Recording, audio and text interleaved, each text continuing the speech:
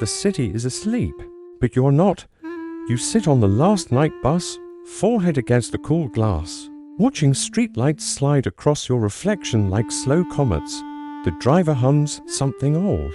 A drunk laughs too loud to seats behind. You sit on the last night bus, forehead against the cool glass, watching streetlights slide across your reflection like slow comets. The driver hums something old. A drunk laughs too loud to seats behind. None of it reaches you. You are listening to a different frequency, the one that plays the sound of a door slamming 20 years ago, the pitch of a voice that once said your name like a curse. The memory is not loud. It is precise. It sits in the body the way a splinter sits under skin, unnoticed most days, excruciating when the light shifts. This is how the introspective wanderer moves through the world. Not lost. Exactly. More like permanently displaced. They can read a room in under 4 seconds, catalogue every exit, every raised eyebrow, every half-second delay before someone says, "I'm fine." They learned early that danger often wears the face of ordinary love, so they carry a map no one else can see, drawn in the ink of old bruises and older silences. Look closer. See the way their shoulders fold inward, as if trying to occupy less space in a universe that once proved itself careless with fragile things. Watch how they apologize when someone else bumps into them. How they smile half a beat too late, because the smile has to travel through layers of muscle memory that still expect punishment. They are fluent in the language of almost. Almost safe, almost home. Almost forgiven. The past, for them, is not a chapter that ended. It is the architecture of the present. Every corridor of their mind has a locked room. Some nights they stand outside one of those doors and listen. They do not always open it. Opening it would mean stepping back into the body they were when the worst things happened, smaller, more trusting, less armored. They are not sure the child is still breathing. People say let it go, the way they say it's just a spider.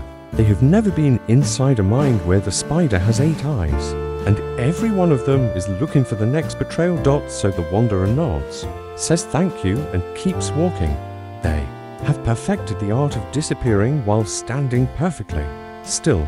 There is a particular exhaustion that belongs only to those who survived by becoming invisible. It is not the tiredness of a long day. It is cellular. It is the bone deep fatigue of a nervous system that has never been allowed to stand down from war. Even in silence, their heart scans for threat. Even in laughter, part of them is translating. Is this real? Will this hurt later? They fall asleep counting exits instead of sheep. And yet there is a strange beauty in how carefully they observe the world, because they had to learn people the way sailors once learned stars for survival. They now see nuances others miss, the microscopic tremor in a friend's voice when they say I'm okay, the way a jaw tightens before a lie. The exact moment someone's eyes go hollow with remembered pain. They recognize their own kind across crowded rooms the way wolves recognize wolves.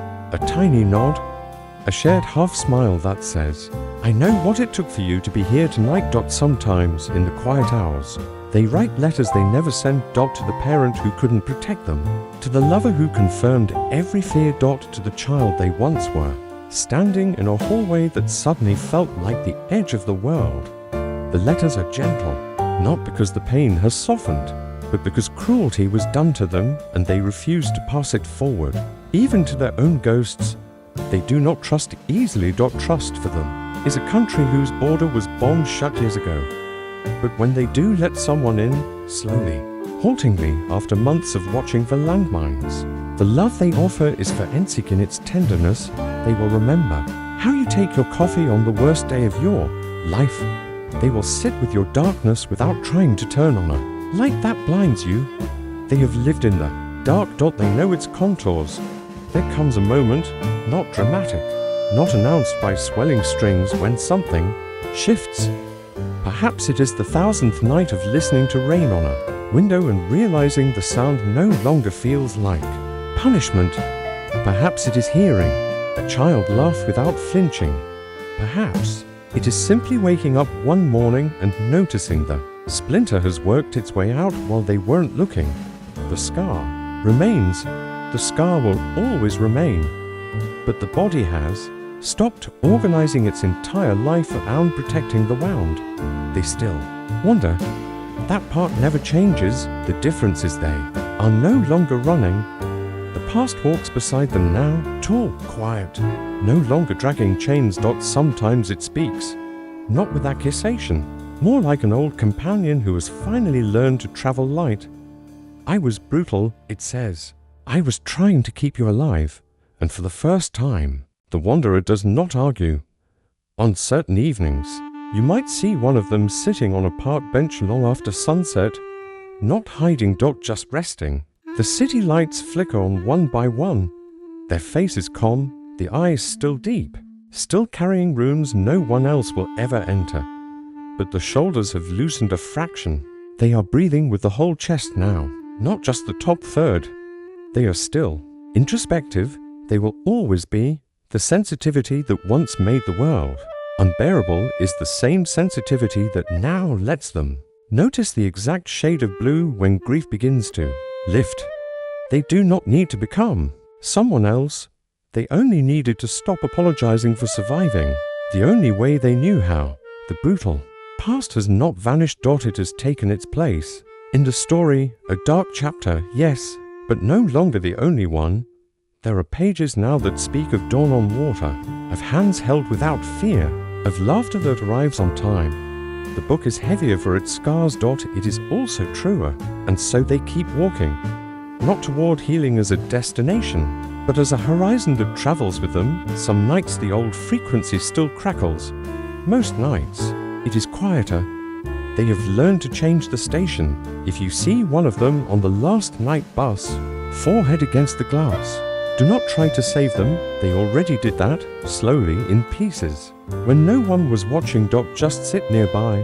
Let the silence be shared, not filled. They will feel it. And for a moment, to wanderers will ride through the sleeping city, carrying their separate countries of memory, neither alone. The stars keep their ancient watch. The heart, cautious, scarred, impossibly resilient, keeps beating. That is enough.